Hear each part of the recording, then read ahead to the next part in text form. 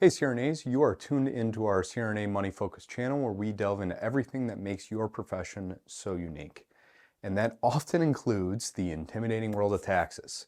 So especially if you're picking up 1099 shifts, this can be very important for you. So today's episode is all about unlocking home office deductions successfully.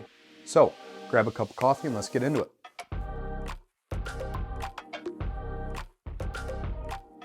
So let's start with a story from the IRS website itself, as you can see in this example on the screen.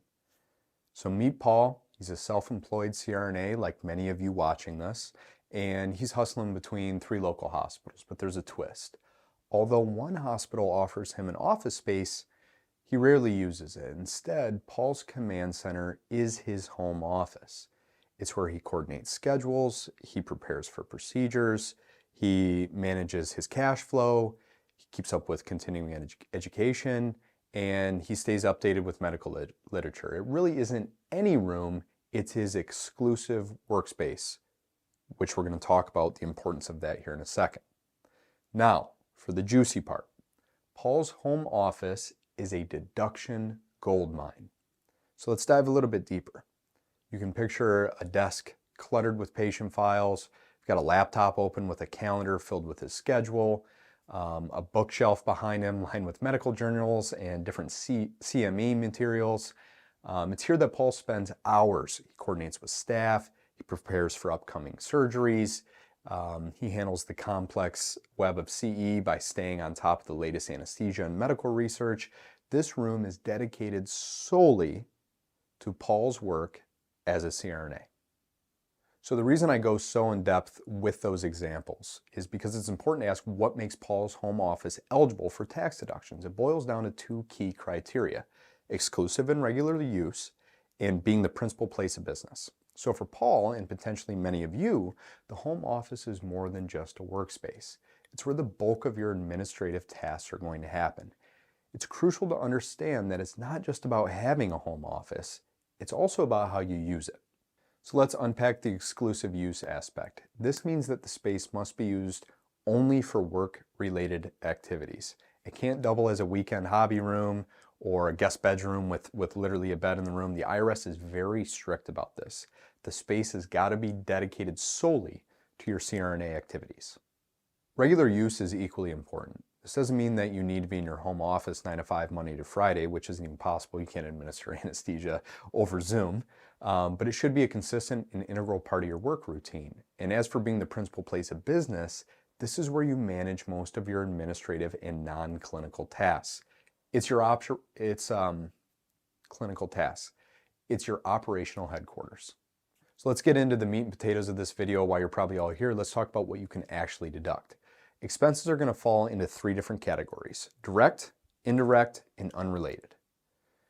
Direct expenses are the easiest. These are costs that only apply to your home office. Think of things like painting or repairs within the office itself.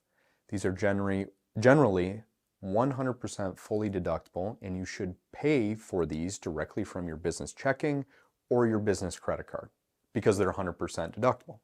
Indirect expenses are a little bit more complex. These are the costs of running your home overall, like utilities and rent, a portion of which can be allocated to your business use, which we'll talk about in a minute, and you should pay for these out of your personal account. Then, if you're an LLC filing as an S-Corp, you would reimburse yourself each month on an accountable plan, which is a subject for an entire different 15-minute video, which I'll cover. Unrelated expenses are just that. They're unrelated. They have no impact on your home office, so you can't write them off. These are costs that have nothing to do with your business, like landscaping the yard, putting in a pool, renovating the kitchen. Pretty self-explanatory there. Now we're going to navigate the pivotal step of actually calculating the home office deduction, now that we know what can funnel into this formula. So this process is vital as it determines the actual amount that you can deduct for the home office use. So you have 2 primary methods to choose from. Each has its own unique approach. First off, room-based calculation method. This method is relatively straightforward.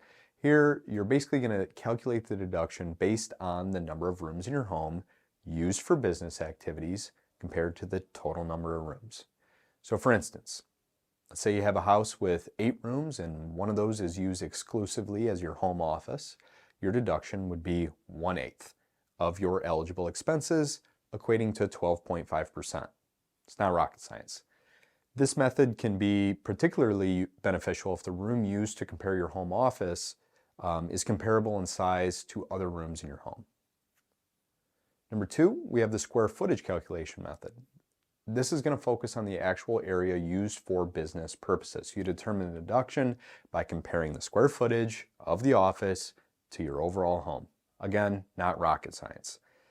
So for example, you grab your tape measure, you learn that your home office is 168 square feet and your total house is 2,000 square feet. So 168 over 2,000, your business use percentage is 8.4%. This method could be more advantageous if your home office is larger or smaller in proportion to the rest of your living space. The key here with these two methods is to choose the method that is going to maximize the deduction. For instance, if your office occupies a smaller room but a significant part of your home square footage, the square footage calculation might be more beneficial. On the other hand, if the office is a larger room but a smaller portion of your home's total area, the room-based calculation could yield a better write-off.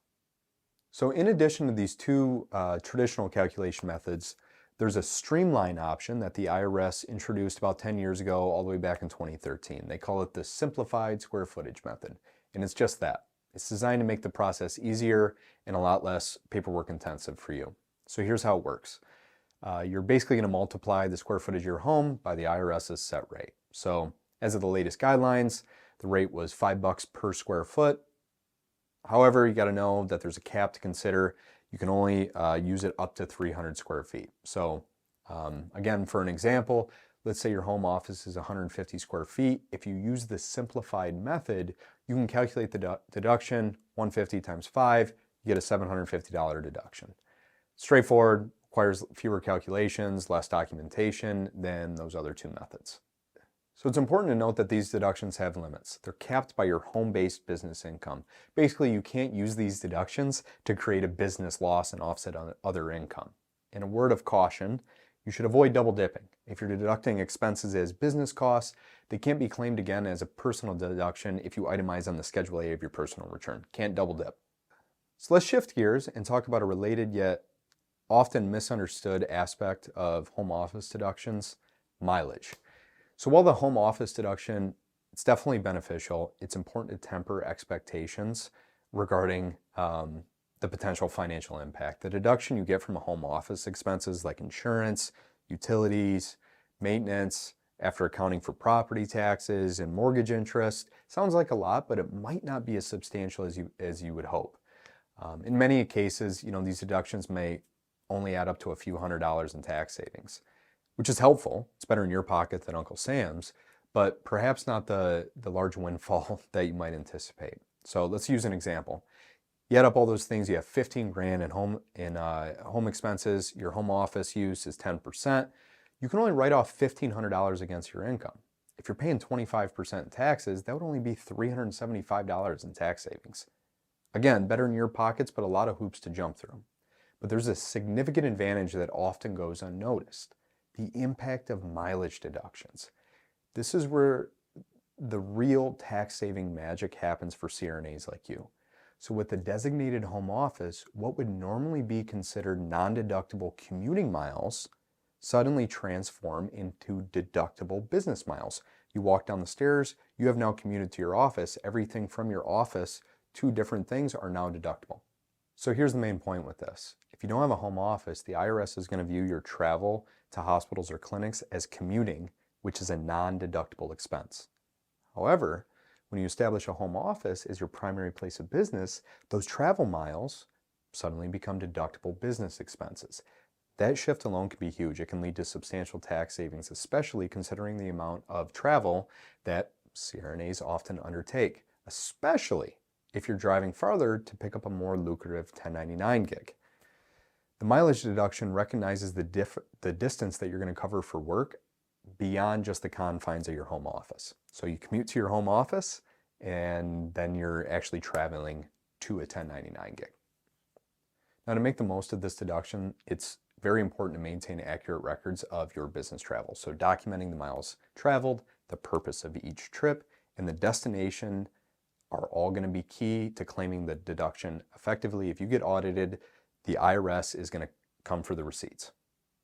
So a heads up when you sell your home, you might owe taxes on the part of the gain equal to the depreciation you claimed for your home office. So just something to be aware there. That often goes unnoticed many times when I review tax returns.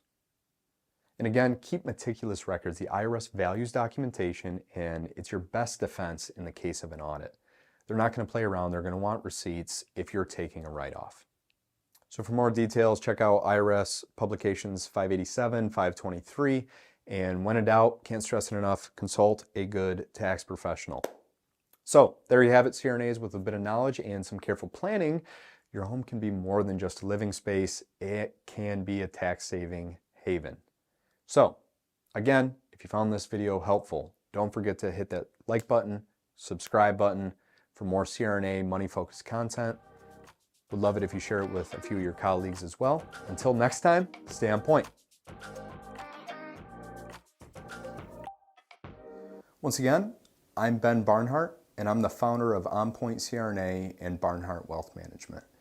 If you're interested in learning how we help our clients across the country with their money, head over to www.onpointcrna.com.